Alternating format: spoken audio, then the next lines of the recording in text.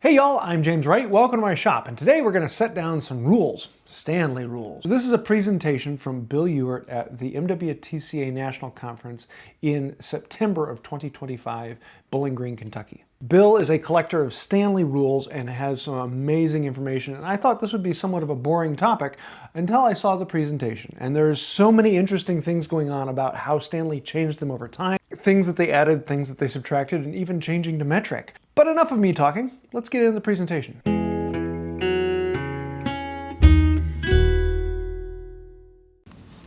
The first thing I'm going to do is I'm going to give you a Webster's definition of a rule. I'm going to read this. A thin strip of wood or metal with a straight edge and marking in inches or metric and their fundamental parts, used in drawing a straight line or measuring of length. That's what a rule is. And I will use the words ruler, rule, or rules. In 1854, Stanley began the production of boxwood rules. And shortly thereafter, Stanley moved on to other working tools. My experience in collecting rules has led me to collect over 700 different Stanley rules to be grouped in approximately 20 categories, such as 2-foot 2-folds, 1-foot 4-folds, logging rules, wine measuring or liquid barrel rules, which we call wantage rods, E-rules, special rules, metric, metallurgy. I can't say that word. And more. They also made rules for the textile industry. There's a rule for measuring shingles in a stack. There's a gear calculating rule that they made. They just covered all the bases in the 1800s. And of course, they made school rules. There are a small group of rules, 12 inches by 3/4 inches wood, width, made of boxwood and sometimes maple.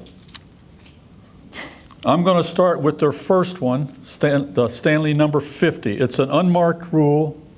It's at the top of the page there. It was made in 1850, and they produced it until about maybe late 18, early 70s, so forth. It's got a bevel edge made of boxwood. This one is not marked with the Stanley logo, but the time frame puts it in the A. Stanley period. With inches on the front, 1/16 and inches on the back side. The next one is the number 23. This became the standard framework for a rule. 12 inches, single bevel, 3/4 inches width. This one is made out of maple, and it was a school or desk rule with inches on the front and a blank reverse. Are you going to talk about whether they're numbered from right to left and left to right? Yes. Generally speaking, the Stanley rules, they did it both ways. They went from right to left and left to right. Why they did that, we have no idea. There's all the Stanley records from the 1800s and early 1900s, they trashed them. Kind of confusing sometimes what Stanley would do with a rule. It's just, there's no rhyme or reason to it, really. The next one is the 96. It's a drafting rule, 1867 to 1877, boxwood with 10ths and 16ths with a double bevel. Now, they didn't do double bevels on all their rules, but I think it gives the rule kind of a little bit of a class. It's kind of a little extra. The next one is a number 98. It's classified as a desk rule. Also 1867 to 77. Then again in 1919, 1932 with a single bevel, 1/16 of inches on the front and eighth of an inch on the back. Also a Type 2 logo. The Type 2 logo follows from 1857 to about 1880. The next one is another 98. This is a drafting rule with tenths, twelfths, eighths, and sixteenths with a Type 2 logo. You can see the little graduations here on the end of the rule. The next one is Stanley number 99, which is classified as a school rule. Also 1867 to 77, single bevel, inches on the front, Type 2 logo with eighths, tenths, and sixteenths of an inch. Bill, what makes something a school rule versus a desk rule? Just terminology. Desk rule could, maybe for outside of the classroom for some type of, maybe a drawing class or whatever. It's in the research books, that's how they classify. That's what it was classified as. The next one is number 170. This is also classified as a school rule, 1862 to 65. Single bevel, Type 2 logo, 1/16 of an inch. Also the standard cut, and it's boxwood. And the books have an extra finish on it. Now, what the extra finish is, I would have to ask somebody, a master woodman. Someone would have to tell me something about that. Was that a rare rule? Yes, number 99 is very rare. In fact, most of them are, the 98s and the 96s are probably the most common ones you'll find. The 170s and the 23s and the 50s are all reasonably rare, just due to their age, their early production time. We have a marked number, another Stanley 8 single bevel, 1/16 on the front. Now this one has a very nice finish on it, almost like it come out of the box. In the beginning, I thought it was sandalwood, but today I was told different, that it's boxwood that never seen the light of day.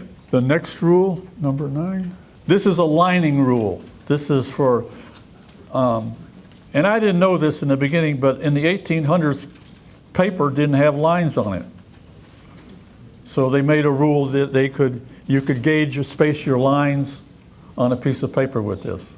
And this, you're going to see this, another variation of this rule down the line a little bit. Okay, this is number 96. This is a 96 12-inch rule with 30 centimeters on the top and inches on the bottom. We're getting into some metric rules now. Another Type 2 logo, which puts it in the 1870s. The next one is another 96. This is a earlier or later, depending on which way you go, with the Stanley logo. This is probably about 1910. It's before the Sweetheart. How do you know it's a Stanley rule without the number or without? Well, we just compared to the other ones, basically the style and the cut and so forth.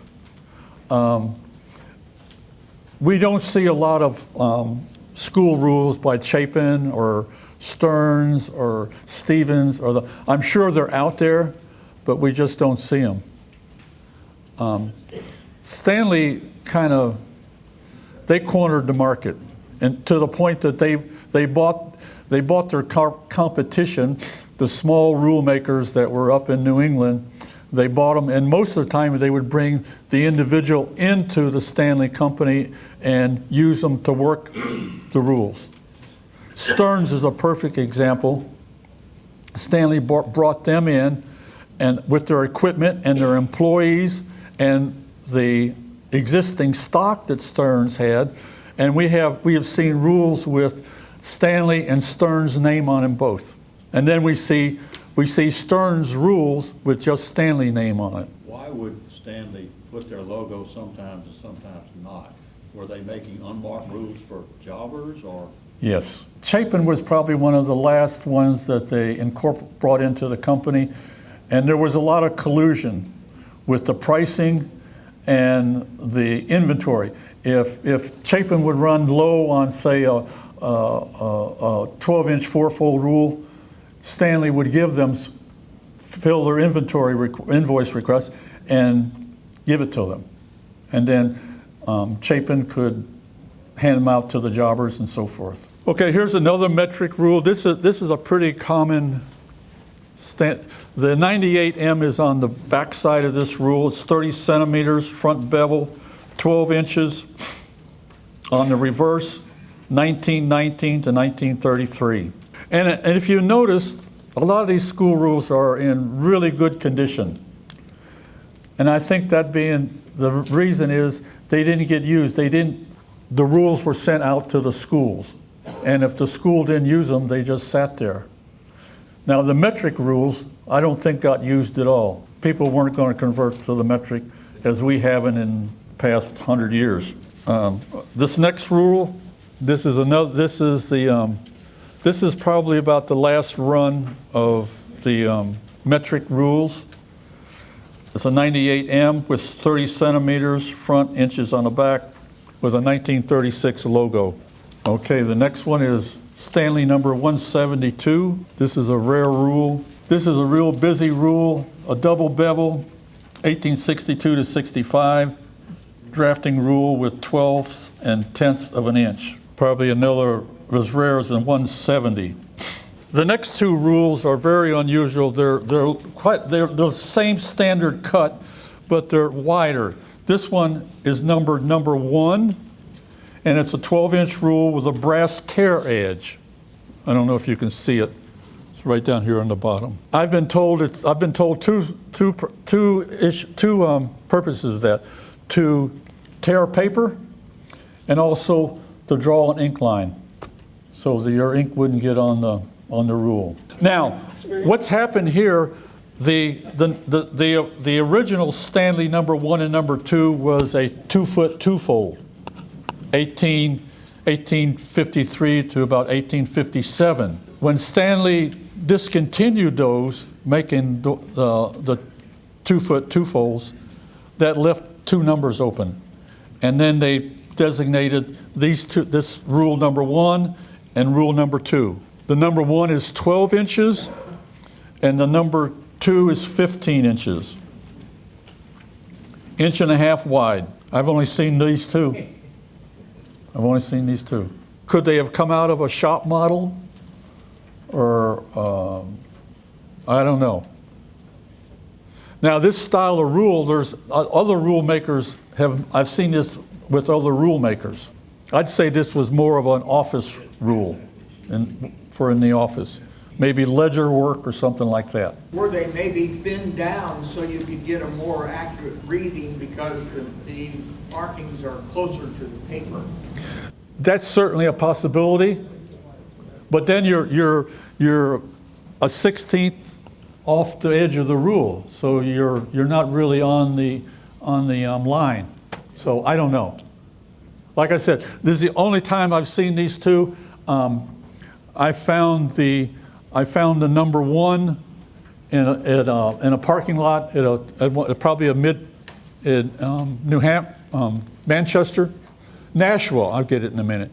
And the 15-inch one I bought off of Martin Donnelly off on an auction. You paid a lot. Pardon? You paid a lot, Martin. It was only money. I've got the rule, and I'm quite sure Martin doesn't have the money anymore.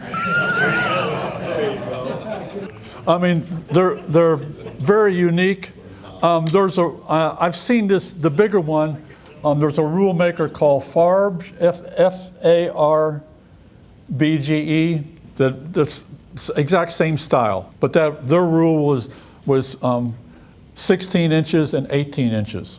Now I'm going to give you a little history about the metric rules. In 1876, during the Ulysses S. Grant's administration, the American Metric Bureau was formed by the United States Congress. At the same time, the American Centennial was being celebrated in Philadelphia. It was the 100th anniversary of the United States. The administration wanted to promote the metric to the public. They contracted with Stanley, and Stanley agreed to it and made the rules. They put their name on it. And they built I've seen pictures. They built this humongous cabinet. It was probably 8 foot tall, and they had all their rules displayed in it at the time on both sides. And the American Metric Bureau stayed in business till about 1879, and then they closed it. But Stanley continued making metric rules up until the 1930s. And I've seen the logos even smaller than that. I've seen them down to 2/16 or 2/32. That would be a 16th, really small, almost on some of the Stanley log canes. I mean, the logo is just squeezed just right in there. It's almost, you need a magnifying glass to bring it up. And the American Metric Bureau is probably the smallest group of Stanley rules that was in production. These are referred to as flat rules, 34 1/4, 34 1/2. I think they were used in the shops, in the woodworking shops and stuff like that. They're almost identical. And then they made the same style and everything, and they put the word special on it. And the special part about it, it's a little bit thicker than the other ones. That's the only, they did that. There's a whole group of Stanley special rules. Stanley, the number 141, which is a 3-foot stick. If you called Stanley up and said, hey, I want the 141, I want it made into a 4-foot stick. Stanley would make a run of them and put the word special on them and ship them out to you. They did that to numerous rules, depending on which one you wanted. Today I found a number 84, 2-foot, 4-fold, marked special. And it's got 1/100 of an inch on it. Like I said, the specials are a very unique category of rules. I've got one that's a full meter tall, 2 meters, marked special. Now, can you imagine? And it's got the logo is like a 1930, 1920. So having survived over 100 years without breaking. The next 5 rules, I don't think necessarily were school rules or desk rules. This one is for line. It's very similar to navigational parallel rules, only it's for lining paper, drawing lines. This stem here comes down and it's graduated. So you can space the lines on your paper and then you can close the two. They're both 98s, type 2 logos. It's Mr. Miller, W. Miller, Boston, Massachusetts, patent pending, very unique. Once again, to have survived 150 years, grandkids didn't get hold of this one. Very neat. It's not my rule. This is on loan from another rule collector. I've seen 2. I've seen this one and one other one. Mr. Miller, I guess he did make a production of them. This on a 98 frame with metric across the top, and it's got some unusual degrees and lettering on it. Rule is adapted for differential pressure indicator. Now this rule, I know a little bit about it. It's 30 centimeters, and it's attached to a tube, a glass tube, and it has a hose that comes out of it, and it's graduated to measure the volume or the pressure in the test tube. I'll call it a test tube. It sits on a stand, and it's fastened to the side. The owner of it wouldn't ship the rest of it, the other parts of it to me. So It's like a barometer. yes, like a barometer. Yes, thank you. All right, this next one. Here we have another. I call it a lining rule. It's got 1/4 inch graduations on it, 1920s. And you can see here, it's marked special. And that logo is what we refer to as a sweetheart logo. And the last one, This is a little unusual. It's a 12-inch rule, 1-inch width. And as you can see, it's got little brass caps on the end of it, on the bottom end of it. It doesn't go all the way up. And what it says there, it's marked Manual Training Department, Philadelphia Normal School. Now, up here on the far table down here on my left are several of the reference books that I've drawn information from. The first one is Phil Stanley's Boxwoods and Ivory. It's kind of considered the Bible of rules right now. Next to it is also Phil Stanley's publications, a concordance of rules. It compares all the rule manufacturers with their numbers.